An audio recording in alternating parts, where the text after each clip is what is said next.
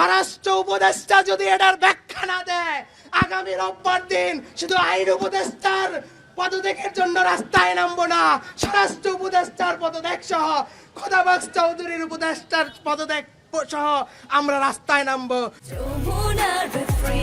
Innovation for smarter life.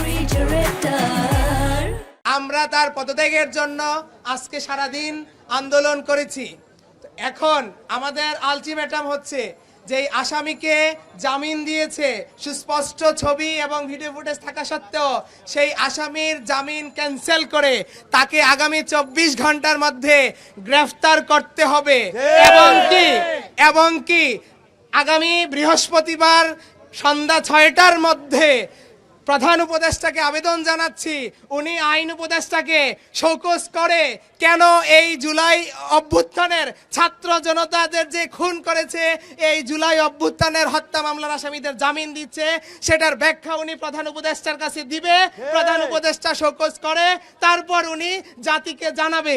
যদি তা না করে আগামী বৃহস্পতিবার দিন আমরা সারা বাংলাদেশ থেকে শহীদ পরিবার আসবে, আহত পরিবার আসবে, ছাত্র জনতা আসবে। আমরা আগামী রোববার দিন আমরা সারা বাংলাদেশ থেকে শহীদ পরিবার আসবে, আহত পরিবার আসবে, ছাত্র জনতা আসবে। আমরা সচিবালয় এবং প্রয়োজনে যমুনা ঘেরাও করব ইনশাআল্লাহ। ধন্যবাদ। এবং যেই দুইজন বিচারপতি জামিন দিয়েছে, আগামী বৃহস্পতিবারের মধ্যে তাদেরকে বহিষ্কার করতে হবে।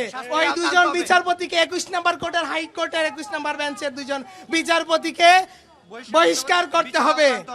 এবং কি আজকে যেই পুলিশ বাহিনী শহীদ